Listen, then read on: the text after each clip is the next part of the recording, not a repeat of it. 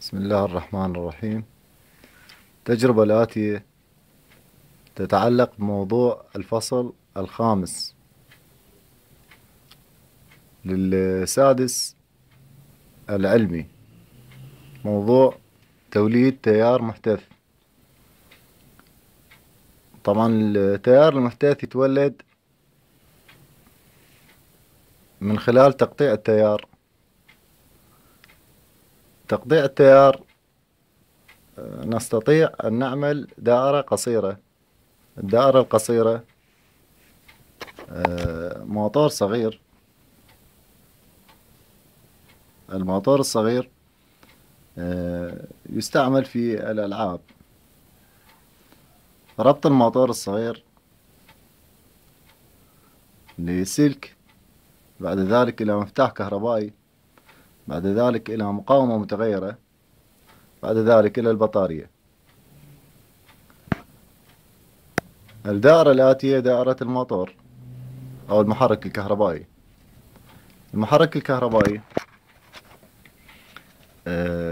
عند رأس المحرك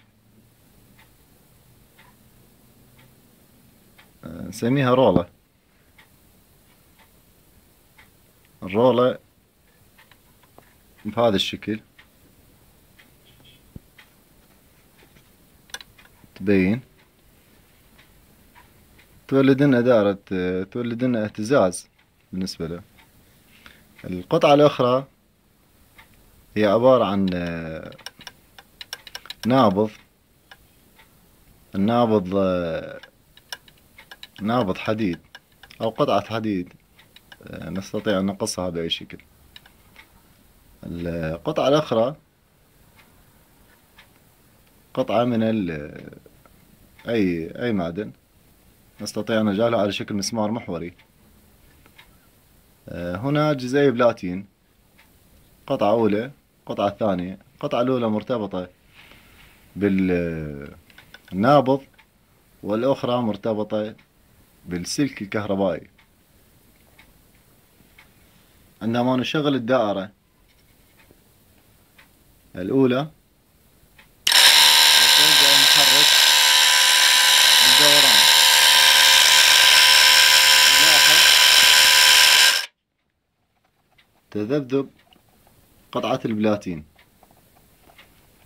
عندما تتذبذب قطعة البلاتين هنالك دائرة مرتبطة من البطارية إلى قطعة النابض، ومن النابض إلى قطعة البلاتين أخرى تدخل ضمن المحولة إلى قطب 6 فولت للمحولة.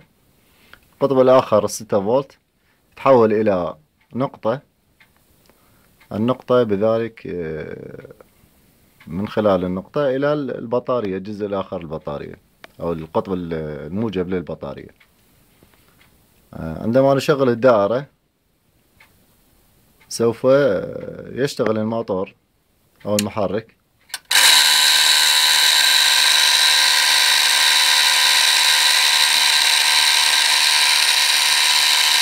وبذلك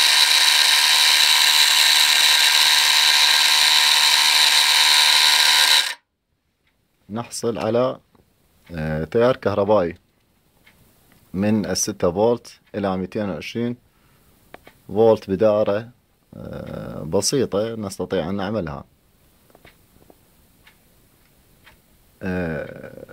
طريقة العمل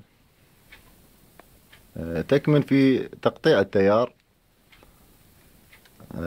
لأن التيار المستمر لا يرتفع من الملف الأولي للمحولة إلى الملف الثانوي للمحولة إلا إذا تقطع يصبح تيارا محتثا. هذا التيار المحتث يرتفع من الملف الأولي إلى الملف الثانوي. معنى توليد مجال مغناطيسي محتث. هذا المجال المغناطيسي يرتفع من الملف الأولي إلى الملف الثانوي، وبهذا نحصل على رفع للقدرة الكهربائية المستمرة، تحويلها إلى قدرة متناوبة.